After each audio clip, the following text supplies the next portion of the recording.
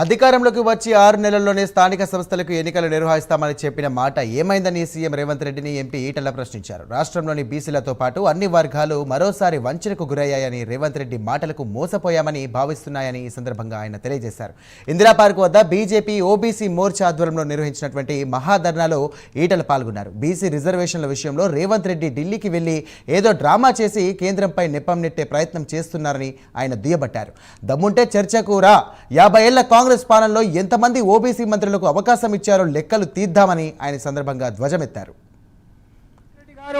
రైతు డిక్లరేషన్, యువ పాలసీ, యువ డిక్లరేషన్, విద్యార్థుల పాలసీ, మహిళా డిక్లరేషన్, ఈ డిక్లరేషన్ల పేరిట 6 గ్యారంటీలు, 66 హామీలు, 400 పైచిలకు రకాల పనులు ప్రకటిస్తున్నప్పుడు ఆనాడు భారతీయ జనతా పార్టీ నాయకుడిగానే ఒక మాట అడిగిన, ఒక కొత్త ప్రాంతీయ పార్టీ పుట్టుకొస్తే వాళ్ళకి అవగాహన లేక హామీలు ఇచ్చేటువంటి కల్చర్ ఉండొచ్చు, గుట్టకైతే కడతా ఉన్నా పోతే గడ్డి పోసపోతుందని చెప్పేటువంటి భావన ఉండొచ్చు.